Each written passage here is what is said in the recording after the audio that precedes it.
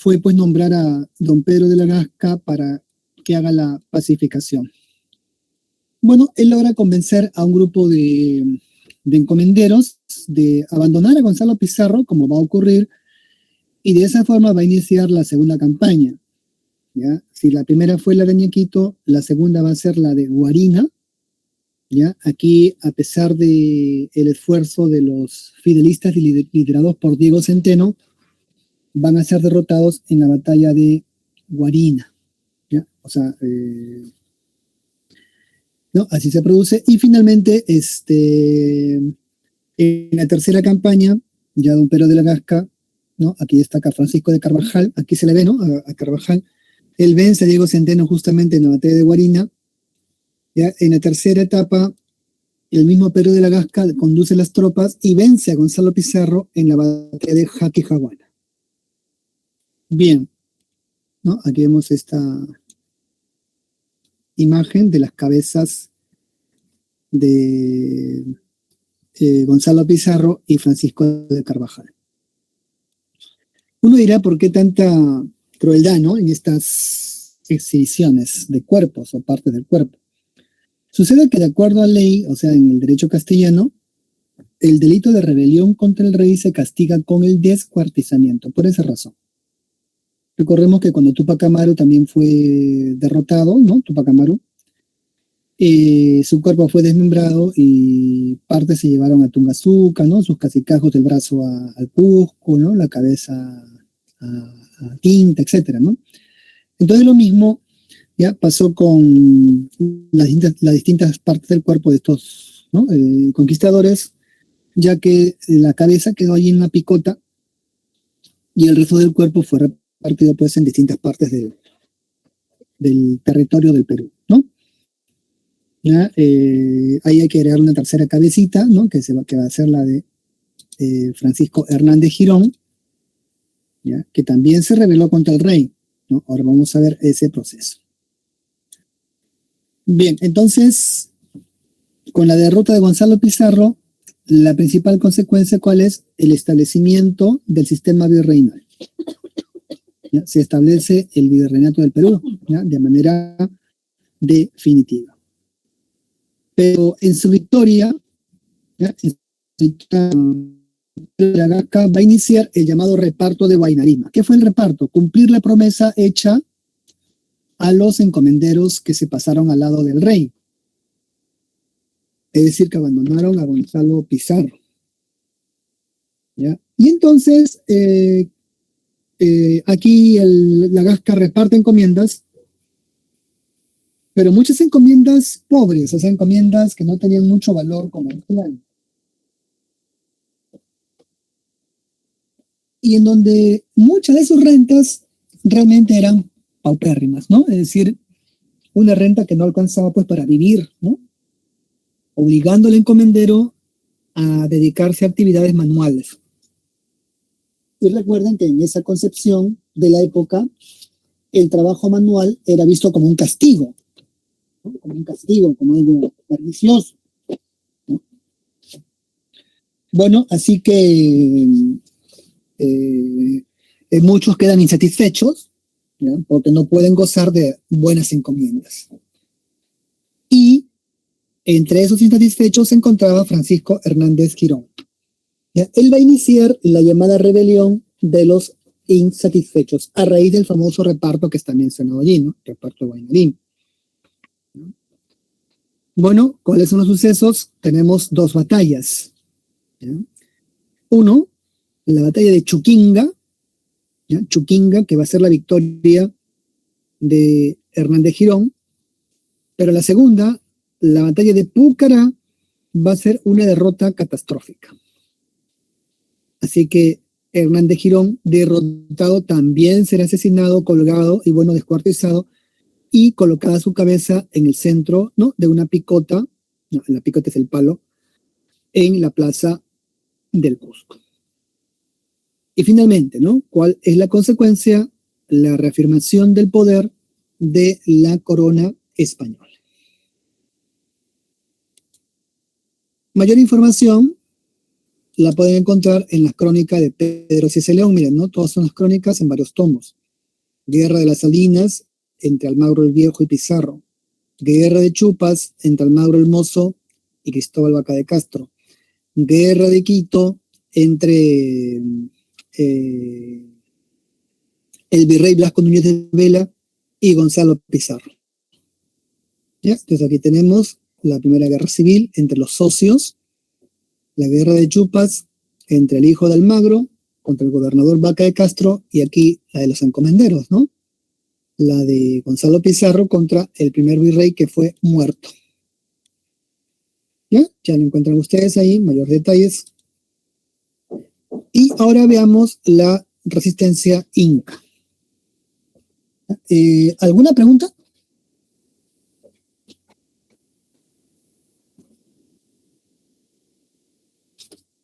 Ok, entonces pasamos a la resistencia inca. Bueno, recordemos que los incas ¿ya? Habían formado un imperio, ¿no? O sea, su derrota no iba a ser tan fácil. ¿Ya? No es que Pizarro con 160 españoles derrota al imperio, eso no es así. Pizarro derrota a los incas con el apoyo de miles de grupos, de etnias, ¿no? Decenas de miles de nativos peruanos también que pertenecían a otras etnias y que fueron colaboracionistas. El mismo Pizarro tenía un amante, igual que Hernán Cortés, que tuvo a Malinche, ¿no? A Marina. También Pizarro tuvo a un amante, ¿no? Inés Guaylas, ¿ya? Cuya madre le envió 10.000 guerreros para defender a Pizarro en la batalla de Lima, ¿no? Como vamos a ver ahora. Bueno, entonces, el objetivo ¿ya? De esta resistencia fue recuperar el poder político, ¿no? Que es lo que quería justamente Manco Inca, ¿no? Quería expulsar a los españoles y recuperar su trono, ¿ya? Y al no conseguirlo, ¿ya? En muchos casos buscaron beneficios para la élite rebelde. Como fue el caso, por ejemplo, ¿ya? De Saidi Tupac, que más bien pidió una encomienda y se la dieron, ¿no? Le dieron encomiendas, ¿ya? Beneficios. Y también del famoso Cristóbal Pauyo Inca, que fue hermano de Huáscar, ¿no? Bueno, él también era un colaboracionista, ¿ya? Que se benefició de este apoyo que dio a los españoles también, ¿no? El famoso Cristóbal Pauyo Inca, ¿ya? Que también tuvo pues muchos privilegios, ¿no? Entonces, ese es un caso, ¿ya? El de estos incas coloniales, ¿no? Porque pertenecían pues a las panacas y a las familias dinásticas, ¿ya? Bueno, veamos el proceso, ¿ya? Esto va a comenzar con la rebelión de Manco Inca en 1536.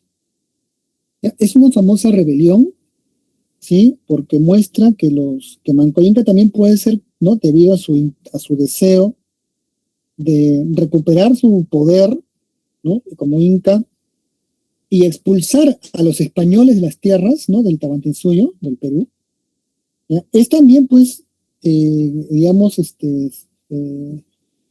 tiene ese estatus, ¿no?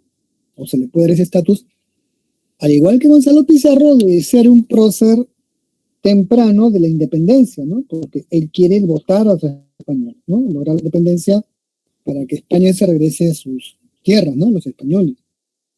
Obviamente no lo va a lograr, ¿no? Pero ahí está el intento, ¿ya? Y a este proceso se le conoce como la gesta de Manco Inca, ¿no? Y luego posteriormente la gesta de los incas de Vilcabamba, ¿no? Porque van a utilizar la ciudad de Vilcabamba como una zona de refugio.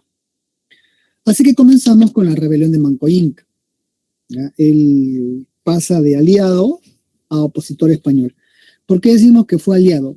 Cuando muere Atahualpa, ¿no? Ejecutado por los españoles, ellos nombran a un inca títere, un inca manipulable, que fue Tupac Hualpa, conocido como Toparpa, el cual también fue envenenado, ¿no?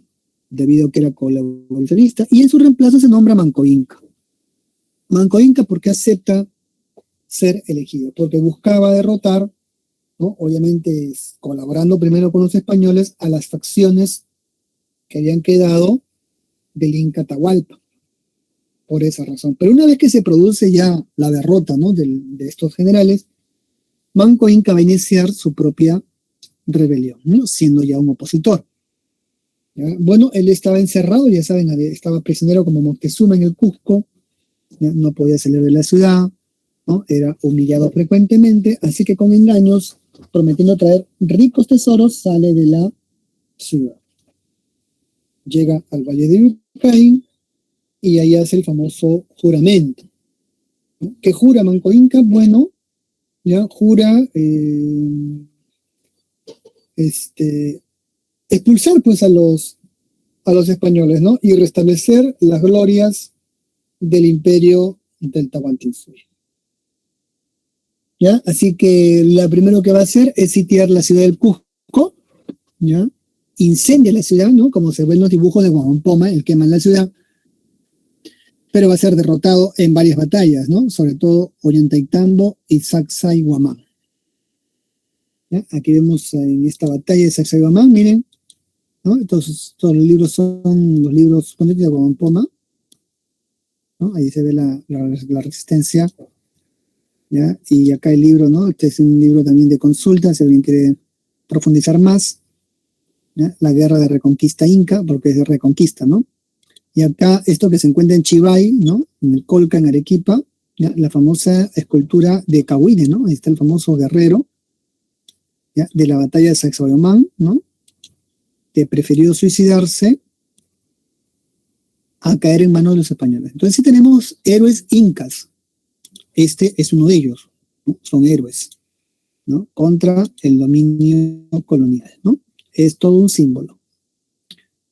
Bueno, entonces esto respecto a ¿no? a la batalla del Cusco, miren, Sacsayhuamán, ¿no? Manco Inca, así lo describen, no los incas, sino los propios españoles describen a este famoso Cahuide, que resistía pues en Sacsayhuamán como un guerrero, ¿no? Más de 20 hombres no podían vencerlo, ¿ya? Recuerden que Manco Inca supo utilizar las armas de los españoles, ¿no? Ahí se ve, ¿ya? Usaban espada, ¿no? Se puso como una suerte de armadura, escudo, en fin, ¿ya? El mismo Manco Inca utilizaba caballo, usaba arcabuz, ¿ya? Y con esto va a iniciar la campaña sobre Lima, ¿no?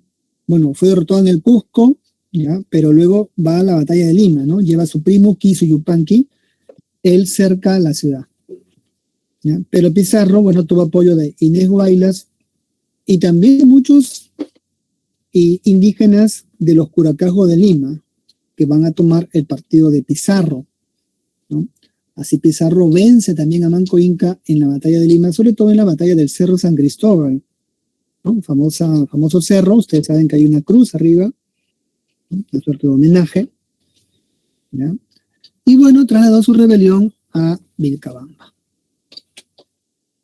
¿no? Entonces, así fue, ¿ya? Manco Inca luego va a ser asesinado en Vilcabamba por un grupo de españoles refugiados, almagristas, ¿ya? Según Ricardo Palma, ¿no? Esto se ve en literatura, a Manco Inca lo asesinan por una partida de ajedrez, ¿no? Lo habrán visto, o para otra versión que fue por una partida de bolos o de bochas, ¿no? El boliche, como le dicen, ¿no?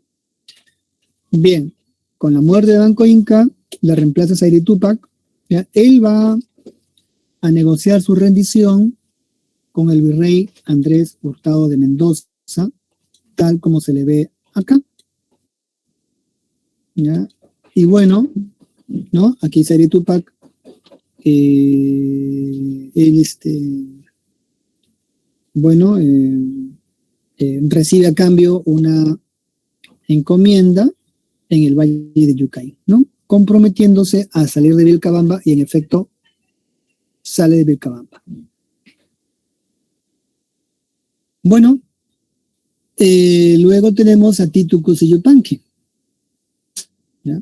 Él va a firmar la paz de Acobamba, ¿ya? Es famoso porque es un tratado de paz con el gobernador Lope García de Castro.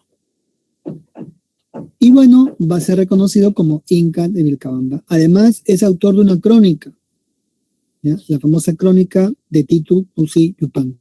Es un documento muy importante porque esta crónica, llamada Memorial, ¿no? Es la única fuente peruana indígena. Recuerden que las otras informes de los incas vienen de los españoles, ¿no?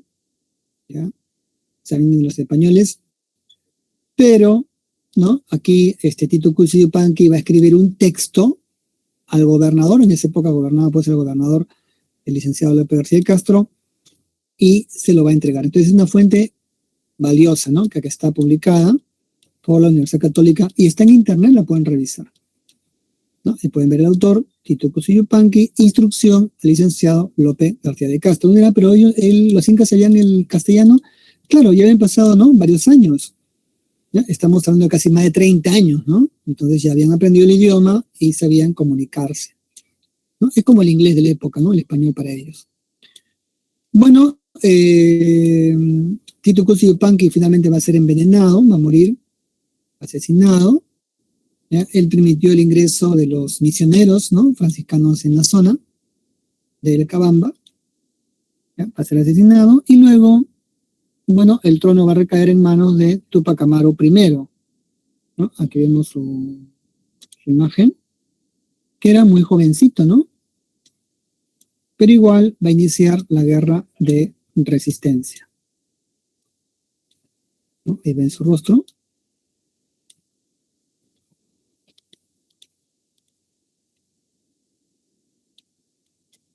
¿No? Ahí está.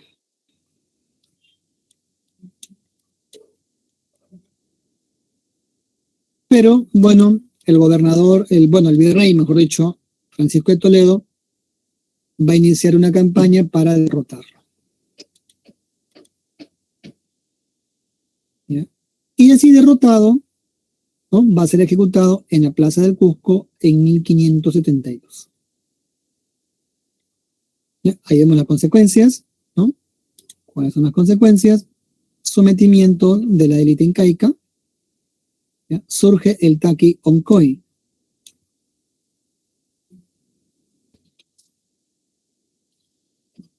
¿Ya? A ver, vamos a ver el Taqui Oncoy. Bueno, ahí está el Taqui Oncoy, ahora lo voy a explicar. A ver, un segundo.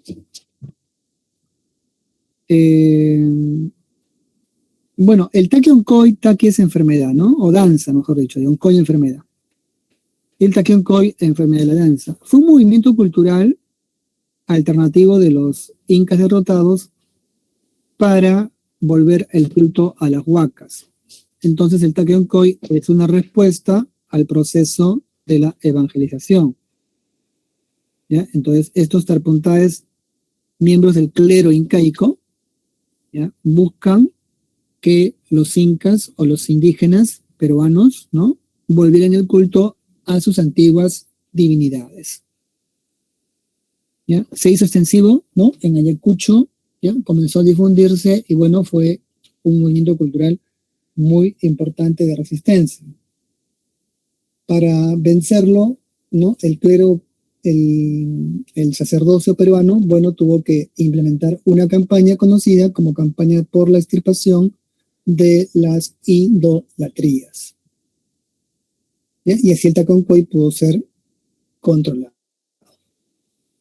¿Ya? Entonces el Taqui Oncoy representa una alternativa religiosa, una suerte de movimiento cultural o espiritual o religioso para enfrentar el poder cultural de los españoles, debido a su fracaso militar, ¿no? De los incas. Y surgió también el mito del Incarri, ¿no? El llamado mesianismo indígena. ¿Por qué? Porque recuerden que cuando se produce la muerte de Tupac Amaru I, él fue decapitado, ¿no? Degollado en la ciudad del Cusco, ¿no? ¿Ya? Entonces, de acuerdo al mito del Incarri, ya el Inca en realidad no ha muerto, sino que la cabeza está oculta, ¿no? Y está el cuerpo otra vez juntándose nuevamente para volver otra vez a su, ¿no? Esta es la ejecución de Tupac Amaru I, pueden ver, ¿no? Ahí dice, ¿no? Buen gobierno, a Tupac Amaru le cortan la cabeza en el Cusco. ¿Ya? Esta idea de cabezas o de incas decapitados tampoco es muy nueva. ¿Ya? Recordemos que Atahualpa en su guerra con Huáscar, ¿no? Él decapita al ídolo, uno de los ídolos de la región de los Curacajos del centro, y bueno, los Curacas del centro le dicen que la cabeza sigue viva y que él ha advertido que Atahualpa va a ser derrotado, ¿no? Atahualpa se pone furioso, busca la cabeza pero no la encuentra, ¿ya? Así que la cabeza hablaba según estos mitos, ¿no? Igual acá también los indígenas construyen el mito del Incarri, que es un inca decapitado, obviamente es Tupac Amaru primero, y que tendría que otra vez, cuando el cuerpo se junte, ¿no? Los miembros separados se vuelven a juntar, volvería otra vez a resurgir el Tahuantinsuyo, ¿no? Idea, bueno, muy interesante en esos años, ¿no? Entonces ahí está el famoso mito del Incarri, que fue descubierto por el escritor, antropólogo peruano, José María Arguedas, ¿no? ¿Ya? Aquí lo ponemos.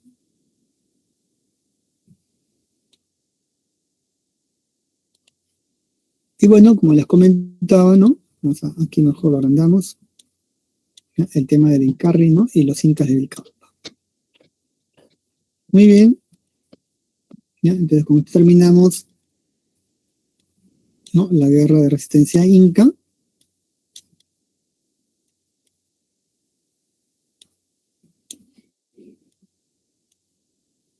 Y ahora pasamos más bien al régimen colonial.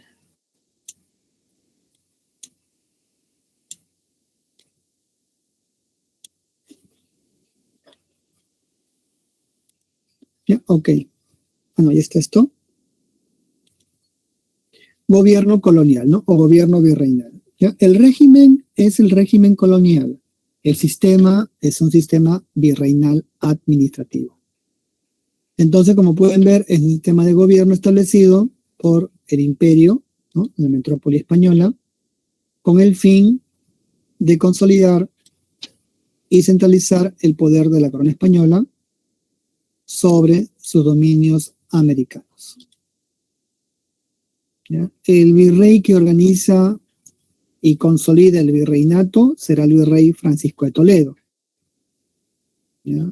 Ahí vemos su gobierno, ¿no? Ha sido el virrey que ha durado más tiempo en el cargo, 12 años, desde 1569 hasta 1581. ¿Ya? El objetivo va a ser reorganizar el gobierno colonial fortaleciendo el poder del Estado.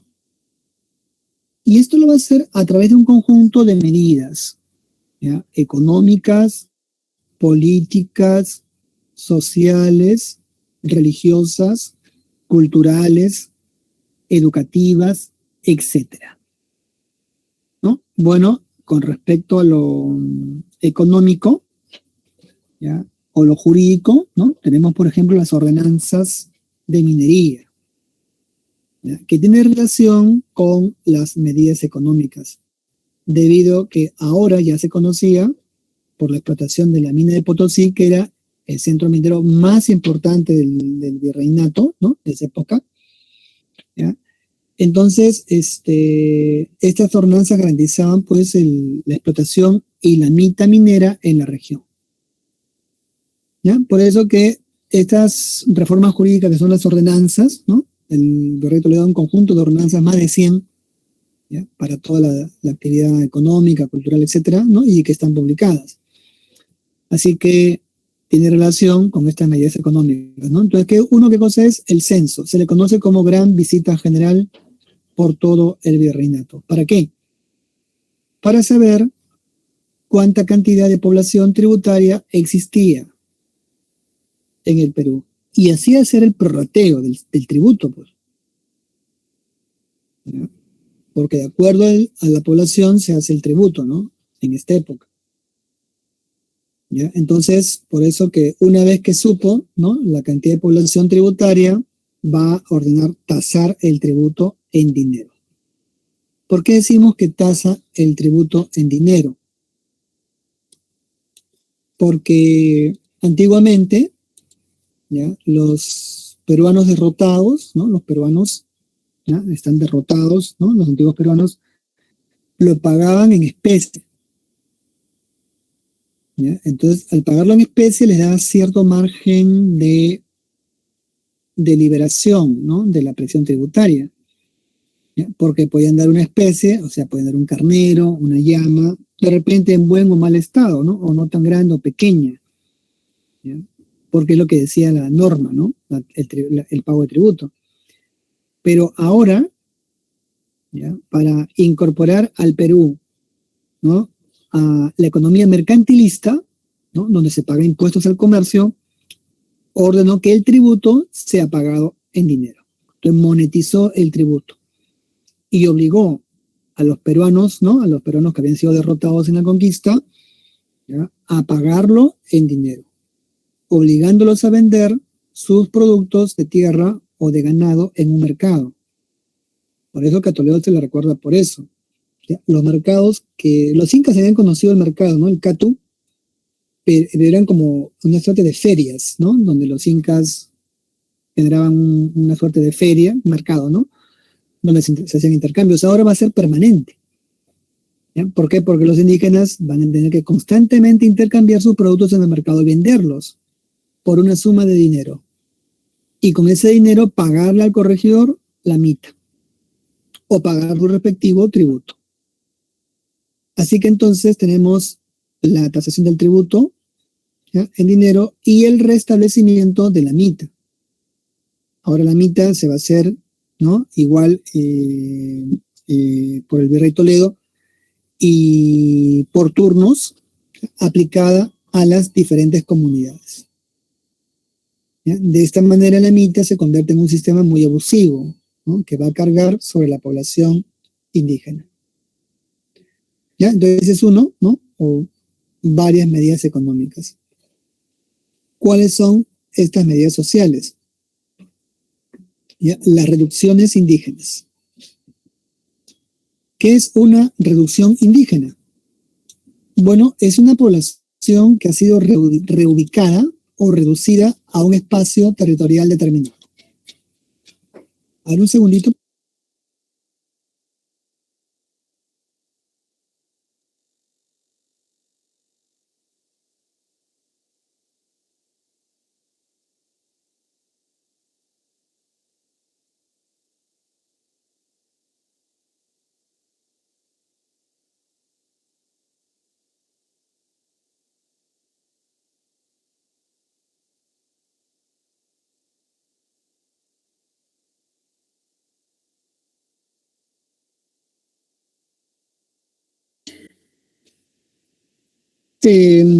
La reducción fue esa reubicación de la población, ¿ya?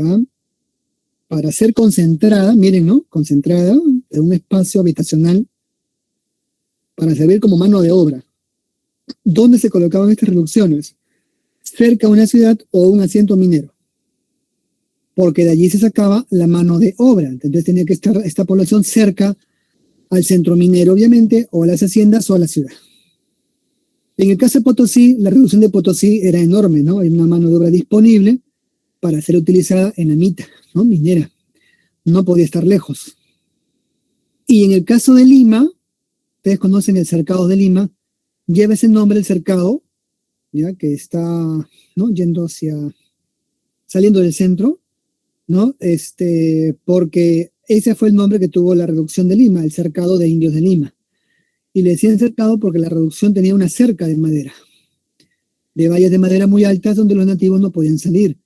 Allí se les educaba, se les daba religión, se les daba educación, ¿no? Y también se les daba una pequeña vivienda, pero concentrada allí la población.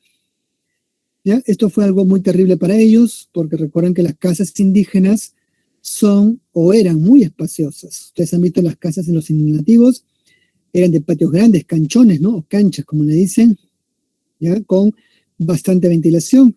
Estas reducciones tenían, pues, eran como pequeños callejones donde en cada cuartito la población estaba reducida allí. Bueno, entonces eso fue la reducción y claro, sus tierras fueron expropiadas y pasaron a manos de los criollos, ¿no? En las medidas políticas o las medidas, bueno, políticas ahí no están, pero lo podemos poner ahí, está la pacificación de Vilcabamba y la reorganización de los corregimientos. ¿Ya? Recuerden que el corregimiento había sido creado antes con el gobernador Lope García de Castro, pero Toledo los va a reformar, ¿ya? A cargo de un corregidor. Y lo otro va a ser la pacificación, ¿no? de Vilcabamba, derrotando al último inca Tupac Amaru I, el cual fue asesinado, ¿no? Y en las medidas religiosas culturales tenemos la implantación del Tribunal de la Santa Inquisición. ¿Ya? Es un tribunal creado para perseguir delitos de fe, ¿no? Entonces, aquí, por ejemplo, el virrey iba a iniciar su gestión de esta Inquisición con el primer auto de fe. El famoso francés Mateo Salado fue quemado vivo. ¿Ya? Hay una huaca que lleva su nombre, ¿no? Que está por Pueblo Libre, ¿ya? En la avenida Mariano Cornejo, ¿no? Y la Plaza de la Bandera, ahí está la huaca. ¿Ya? Porque allí vivía este francés, ¿no? Mateo Salado, al cual se le acusó de hereje, ¿no? De luterano, bueno, etcétera, ¿no? Y lo otro, San Marcos va a ser reorganizado. ¿Qué buscaba el virrey con esta gestión en la universidad, ¿no? Bueno, crear un cuerpo de funcionarios adictos a la corona. Así que la universidad ahora fue reformada, ¿ya? Se establecieron nuevas cátedras, se le dio una partida presupuestal, ¿no? Pero claro, la condición es que egresaran funcionarios leales al régimen colonial. Bien, eso entonces con respecto a las medidas religiosas culturales. Y ahora veamos el tema de las instituciones, ¿no? Bueno, en España vemos las instituciones metropolitanas, ¿no? Entonces, la máxima autoridad, bueno, la primera institución es el rey, ¿ya? La monarquía española. Es una monarquía católica, no lo olviden. La máxima autoridad del Imperio Español recae en el rey, ¿ya? Y al Perú lo han gobernado dos dinastías, los Habsburgos y los Borbones. Los Habsburgos van a gobernar desde el siglo XVI al siglo XVII, ¿no? Hasta 1700. Desde Carlos I, justamente Carlos I es el primer Habsburgo, hijo de Juana la Loca y Felipe el Hermoso, y el último va a ser Carlos II en 1700, el cual no dejó descendencia y dio origen a la llamada guerra por la sucesión española. Este rey emite un tipo de leyes llamadas Real Cédula. Entonces, ¿qué es la Real Cédula? La ley emitida por el monarca. Digamos que hoy día se llamaría Decreto Supremo, ¿no? Ese sería el nombre, ¿ya? Y una de sus funciones, como ya les comenté, ¿no? Fue ejercer el llamado Regio Patronato Indiano. ¿Y qué es el Regio Patronato Indiano? Bueno, ¿ya? Es el edificio jurídico, ¿ya? O vamos a mejor llamarlo la institución, ¿ya? La institución encaminada a velar, ¿no? O vigilar o velar o proteger el proceso de la evangelización en América. ¿Y cómo se formó? Con las bulas del Papa que les comenté, las bulas alejandrinas. Por eso es importante las bulas, ¿no? Para entender el Regio Patronato Indiano.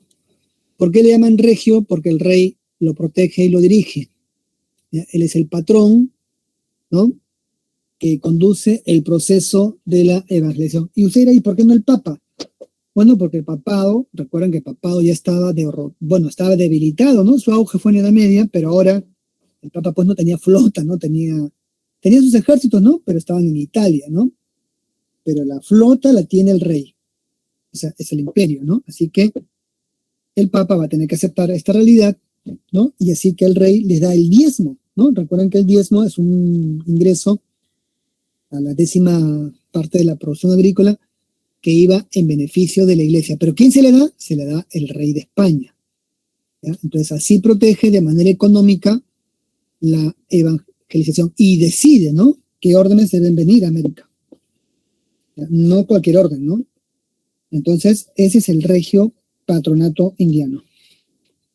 Y la otra es, bueno, ese es el rey, ¿no? Veamos ahora el Real Consejo y Supremo de las Indias, ¿ya? Es un tribunal de asesoramiento. Asesoramiento. Por eso se llama consejo, ¿no? O sea, aconseja al rey en los asuntos de América o de las Indias americanas. El virrey tenía varios de estos consejos, ¿ah? Tenía el consejo de Castilla, el consejo en Italia, ¿no? De todas sus colonias, ¿no? Tenía sus virreyes ahí, ¿no? Y también su consejo de Castilla, bueno, y otros consejos más. ¿Ya? Entonces, el de Indias para asuntos de Indias, ¿no? ¿Y cuál es la función? Ellos eligen, proponen a los virreyes. Es decir, a los funcionarios y virreyes para las colonias. ¿Quiénes deben ser?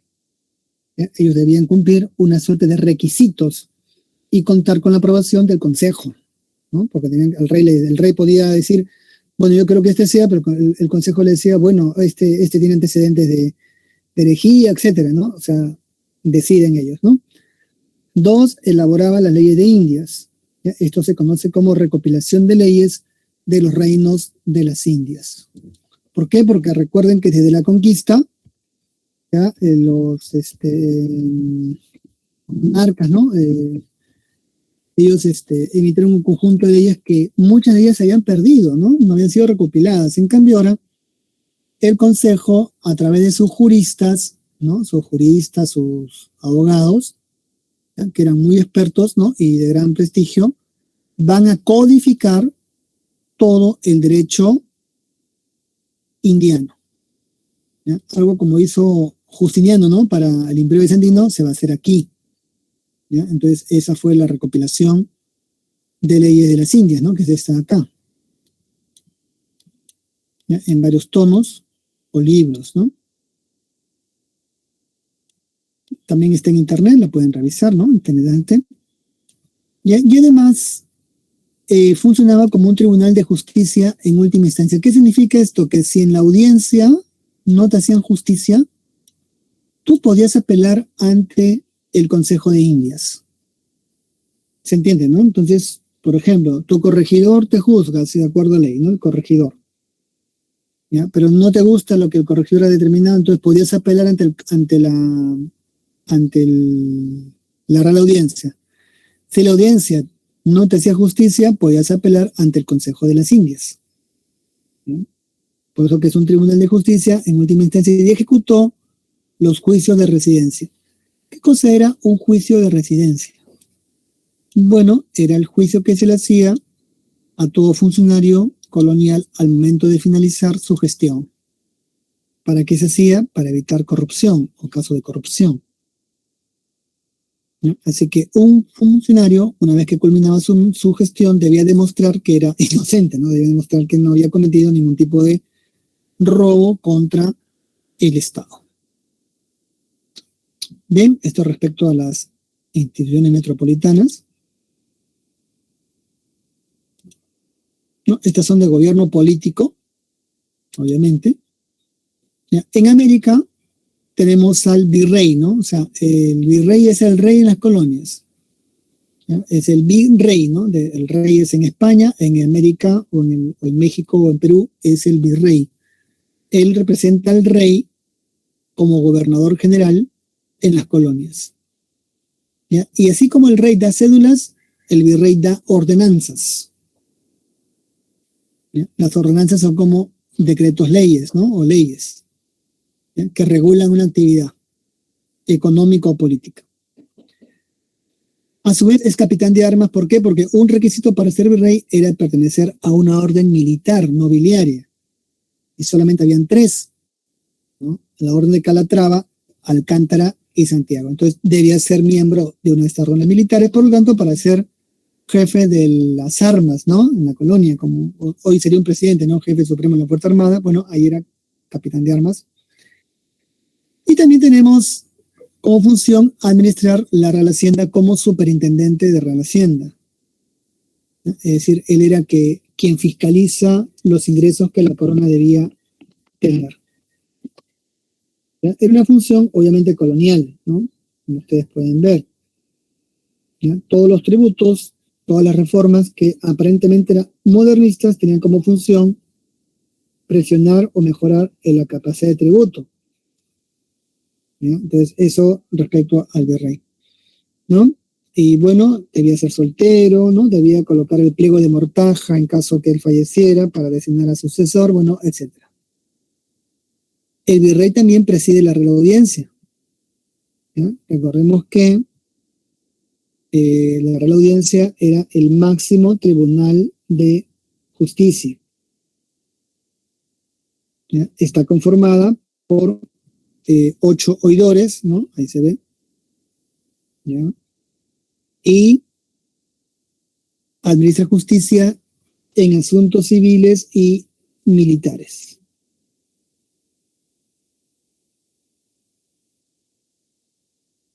Dirige el gobierno virreinal ante la ausencia del virrey. ¿Qué significa esto? Que la audiencia tenía una función política, ¿ya? Si el virrey moría o estaba ausente, la audiencia se hacía cargo del gobierno, ¿no? Así era, ¿ya? Y bueno, habían audiencias en Lima, ¿ya? Charcas y Quito, cada una con su respectiva jurisdicción territorial. ¿Qué significa esto? Que, por ejemplo, que se encontraban bajo la jurisdicción de Quito no podían ser juzgados en Lima y viceversa, ¿ya? Entonces, la audiencia de Quito, por ejemplo, tenía función hasta la región de Jaén y Maynas, ¿no? Luego, con las reformas que se hacen en el siglo XIX, Jaén y Maynas pasan a estar bajo la jurisdicción de la audiencia de Lima.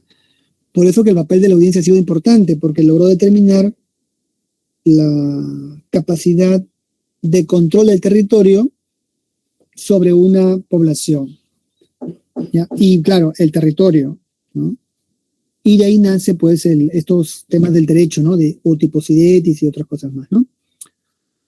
Bueno, el corregidor, ¿ya? Él supervisa, ¿no? La justicia en las provincias. Es su principal juez, ¿ya? Y organiza la mitad, recauda el tributo, realiza repartos de mercancías y administra justicia. ¿Por qué se dice ahí que fue el funcionario más odiado? ¿No? Porque cometía abusos sin nombre. ¿Ya? Aquí lo vemos. El corregidor de Minas, ¿no? Como dice Juan Poma, cómo lo castiga cruelmente. ¿Ya? El corregidor era un abusivo, ¿no? Si no pagaban el tributo, podía secuestrar a las personas, miren, ¿no? Y ultrajar a su familia, esposas, hijas, bueno, hijos, etcétera, ¿no? Por eso que fue un personaje muy cruel, ¿ya? Y es por eso que los Tupac Amaru se rebelan contra este personaje tan odioso en la historia, bueno, de la administración colonial, ¿no? ¿No? Ustedes pueden ver ahí, ¿no? Así los trataban a los que no pagan el tributo, lo cual es un crimen hoy día, ¿no? Bueno, así era. No le importaba si el indio o los peruanos tenían, pues, dinero, no tenían dinero, para él el tributo no pagas, y así funcionaba la ley en esa época. Los peruanos, por ejemplo, sufrían mucho, ¿no? ¿Ya? Por eso que se hizo odioso ante ellos, ¿no? Y bueno, ¿ya? Entonces también tenemos el que preside el cabildo, ¿ya? Los cabildos, que son el gobierno municipal, ¿ya? Se encargan de mantener el orden público a través de los alcaldes, ¿no? O los alguaciles, ¿ya? Entonces el cabildo administra el local de la ciudad y lo dirigen alcaldes, regidores y oficiales reales. ¿Ya? ¿Quién fue el primer alcalde de Lima? Fue Nicolás de Rivera el Viejo, ¿no? Que se le llama. La reducción son pueblos de indios que congregan a los naturales, ¿ya? Para estar a cargo del gobierno de un cacique local, ¿no? Y su función es servir de mano de obra, como se puede ver, en manos de los españoles, ¿no? O para abastecer de mano de obra a la ciudad o al asiento minero. Y esa imagen lo explica muy bien, ¿no? Este es el nativo, y bueno, trabaja a latigazos, ¿no?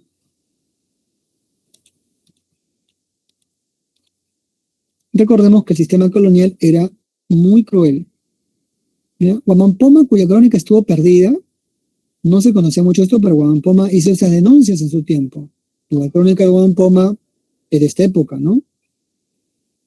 ¿Ya? Y estas denuncias, obviamente, ¿ya? No fueron conocidas hasta que la crónica fue publicada, ¿no? Aquí está, ¿ya? Por ejemplo, los tambos, miren, ¿no? Así los trataban a los peruanos de esa época. También a los esclavos le daban este trato, miren, a Palo, ¿no? Igual aquí, ¿no? Esa era la relación de tipo asimétrica, ¿no? Que se daba, no respetando incluso la condición de la edad,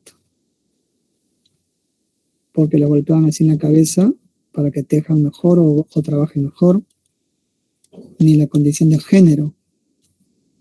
Esto se ve en un taller de telar, ¿no? Entonces lo pueden ver ahí, dice Wampoma, ¿no? El padre Fray Dominico, soberbioso, colérico, ¿no? Que ayuntas solteras, claro, abusaba de las mujeres, ¿no? Como se dice. Y nacían niños así, ¿no?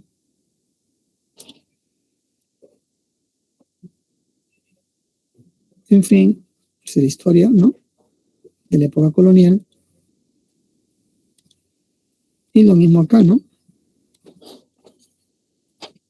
La crónica está en internet, la pueden buscar, ¿no? Está fácil, está al alcance.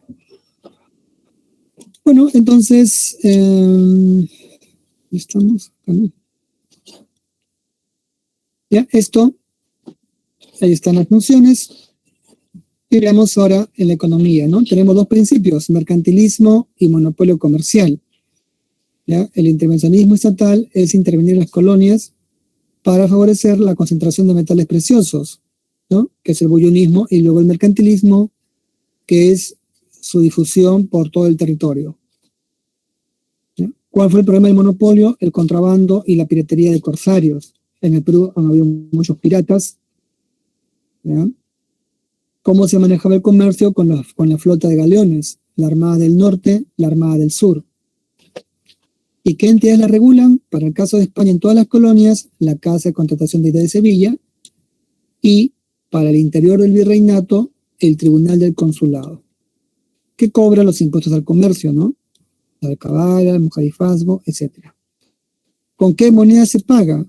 Con el real de 8 reales, conocido como patacón. ¿Ya? Eso no hay que olvidarlo, porque la moneda era así.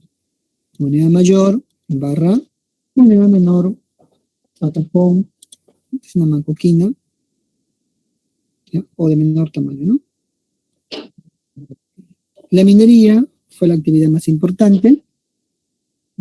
Aquí se recauda el quinto real y se trabaja mediante el sistema de mita, ¿no? De minga y falquitrera.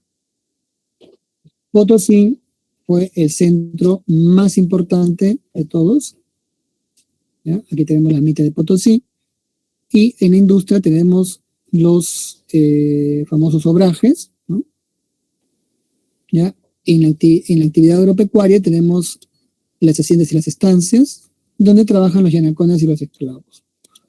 ¿Ya? El Perú tenía muchas haciendas, ¿no? Ahí se procesaba toda la mano de obra.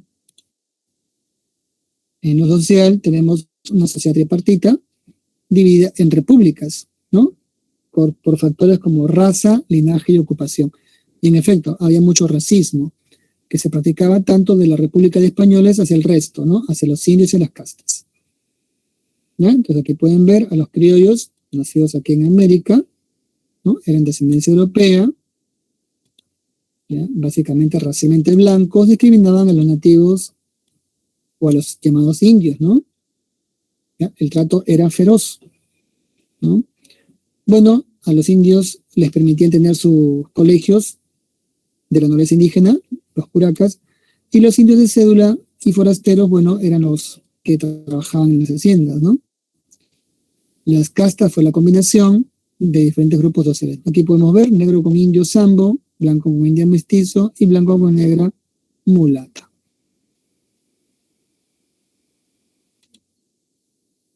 Bueno, aquí los esclavos de origen afrodescendiente o africano trabajaban básicamente en la costa, Y los huidos se llamaban cimarrones, ¿no? Que se refugiaban en los palenques que estaban alejados de la ciudad. La educación, ya pasamos a la educación, era elitista, es decir, para los ricos, ¿no?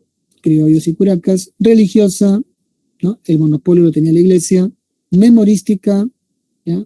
Era la memoria sin reflexión, patriarcal para hombres nada más, no se educaban las mujeres, y segregacionista, es decir, no estudiaban por el color de la piel, ¿no? Era mucho racismo en esos años, sin niveles establecidos.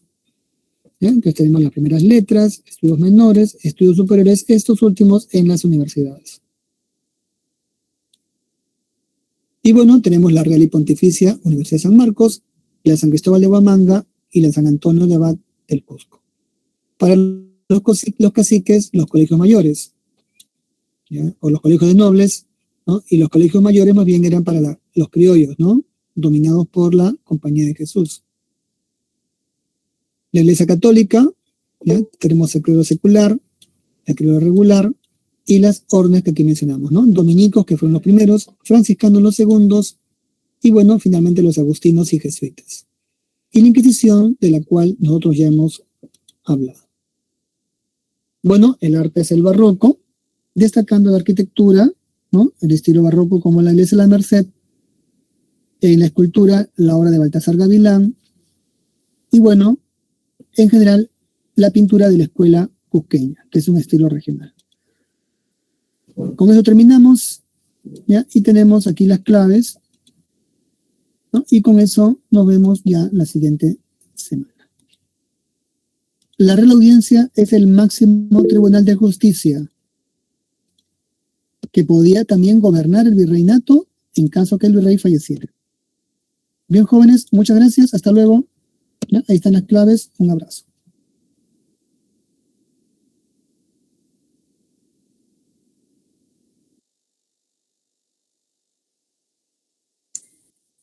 Buenos días, chicos. Buenos días con cada uno de ustedes. Vamos a iniciar